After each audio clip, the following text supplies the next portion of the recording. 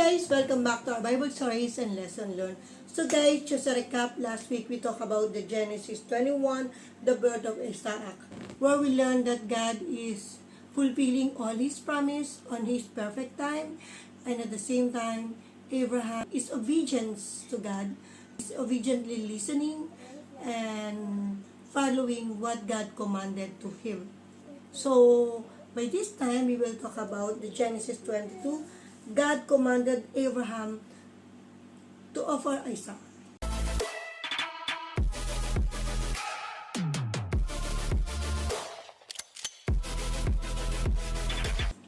God commands Abraham to offer Isaac. Sometime later, God tested Abraham. He called him, Abraham. And Abraham answered, Yes, here I am. Take your son, God said, your only son Isaac, whom you love so much, and go to the land of Moriah. There on a mountain that I will show you. Offer him as a sacrifice to me. So guys, when I first read this story, I was so distracted because I was thinking, Abraham is super mabuting tao. And even we read 2 weeks back kung paano nag-please si Abraham kay God para lang ma-save yung mga mabubuting tao sa Sodom and Gomorrah, because he doesn't want the innocent people na madamay dahil lang sa kagagawan ng mga masasamang tao. At the same time, dahil sa pamangkin niya na si Lot. Pero by this time, ang inihingi ni God kay Abraham is yung nag-iisang anak niya. Yung anak niya na super mahal niya, yung anak niya na answer prayer nilang mag-asawa. So I was disturbed. Early the next morning, Abraham cut some wood for the sacrifices, loaded his donkey, and took Isaac and 2 servants with him. They started out for the place that God had told him about. On the 3rd day, Abraham saw the place in the distance. Then he said to the servant, Stay here with the donkey. The boy and I will go over there and worship, and then we will come back to you. So imagine guys, walang heart-to-heart talk na naganap. Hindi kinausap ni Abraham si Sarai na asawa niya about this thing. Abraham just followed God. In the next morning, Abraham made Isaac carry the wood for the sacrifice, and he himself carried a knife and live coal for starting the fire. As they walked along together, Isaac said, Father, he answered. Yes, my son. Isaac asked, I see that you have the coals and the wood, but where is the lamb for the sacrifice? Abraham answered, God himself will provide one.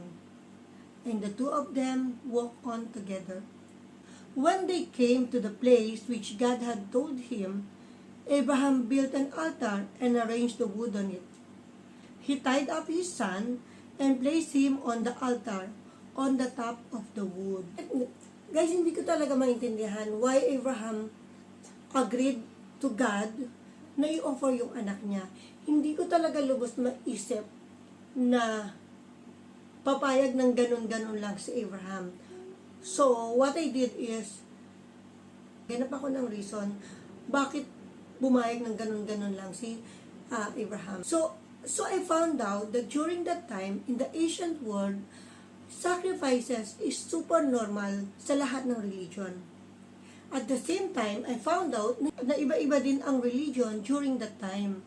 So, iba-iba ang Diyos. That's why merong God of Abraham, God of this person, God of this person.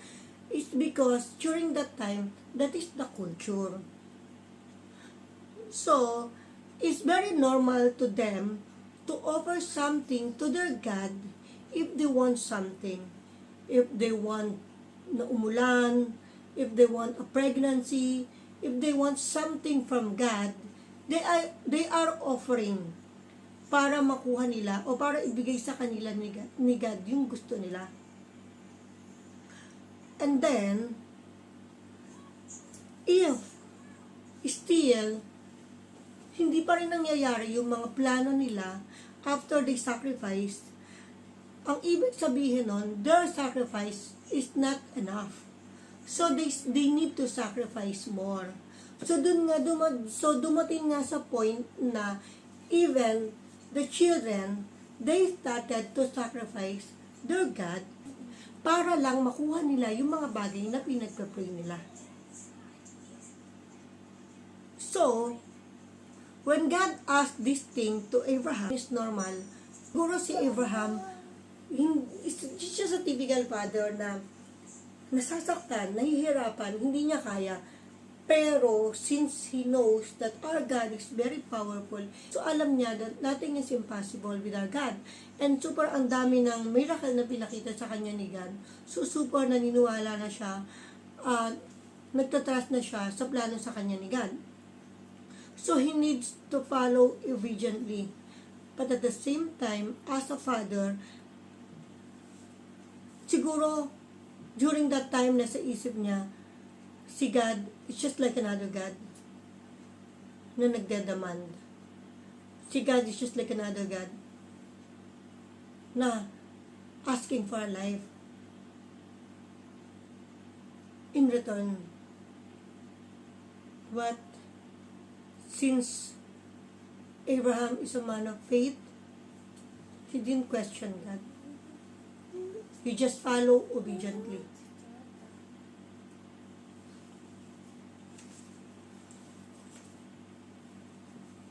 But the angel of the Lord called him from heaven, Abraham, Abraham. He answered, Yes, here I am.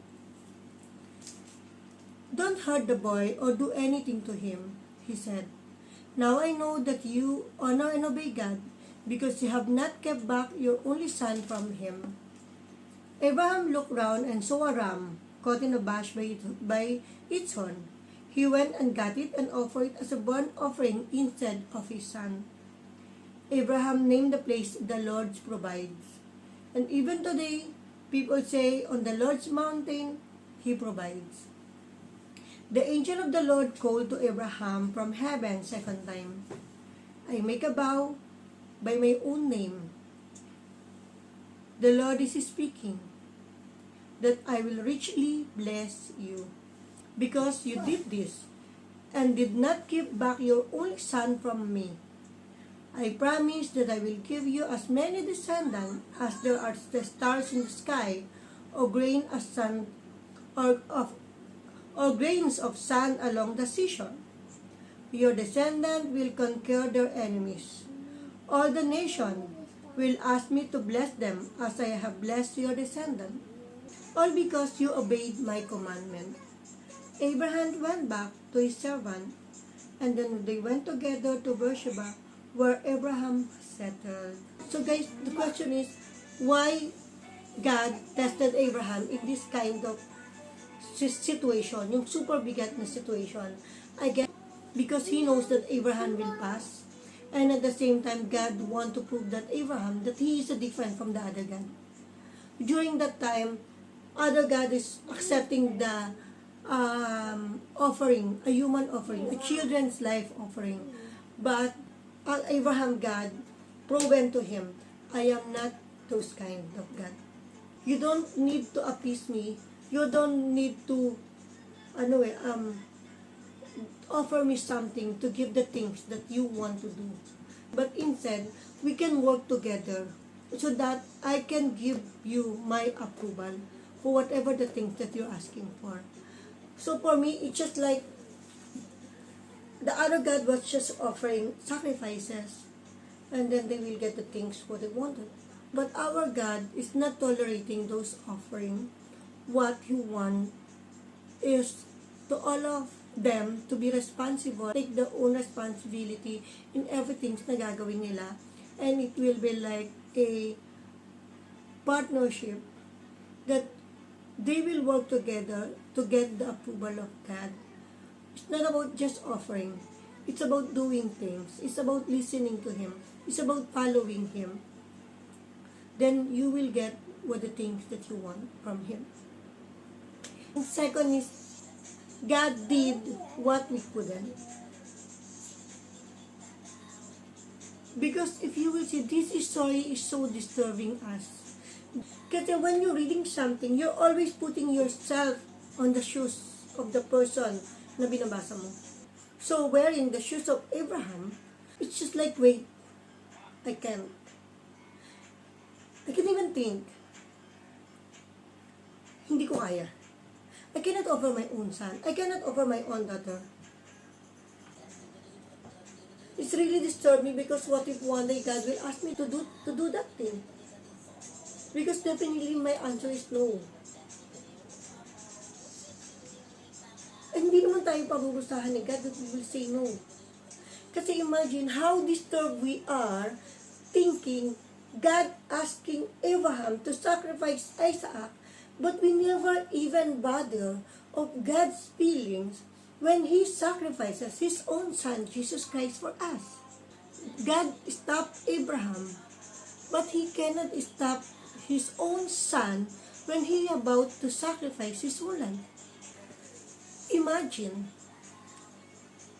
He watched His own Son na nasasaktan, na nahihirapan, na pinapalo, na nilalagyan ng corona, and worse, He watched His own Son kneeling in the cross. And He cannot stop it. Even sobrang nahihirapan na siya. Because God doesn't want us to bear the pain. Abraham was willing to do the sacrifices for him. But God stopped him because He doesn't want him to carry the heavy lifting. In the future, He knows that it will happen to His own Son.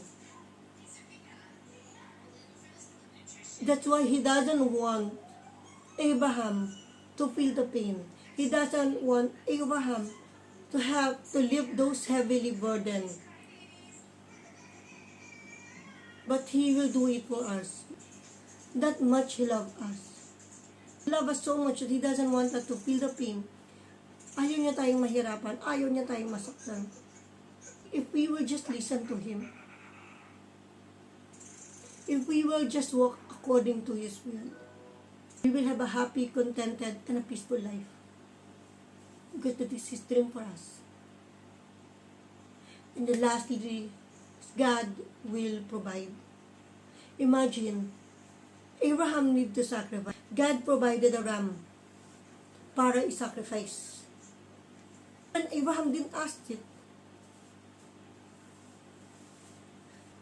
So guys, let's believe that God will provide for everything that we need.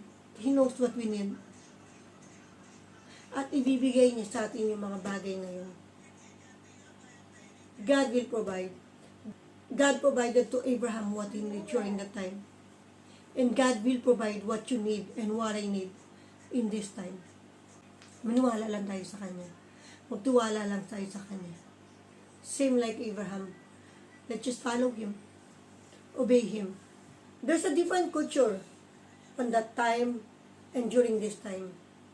Magkaiba ng senaryo nung panahon ni Abraham, ng panahon natin ngayon.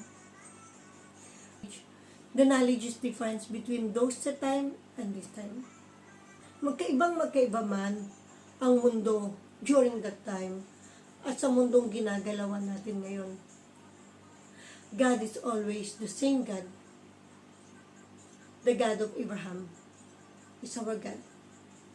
He will remain our God, who will love us, who will provide for us. For this, may God be praised.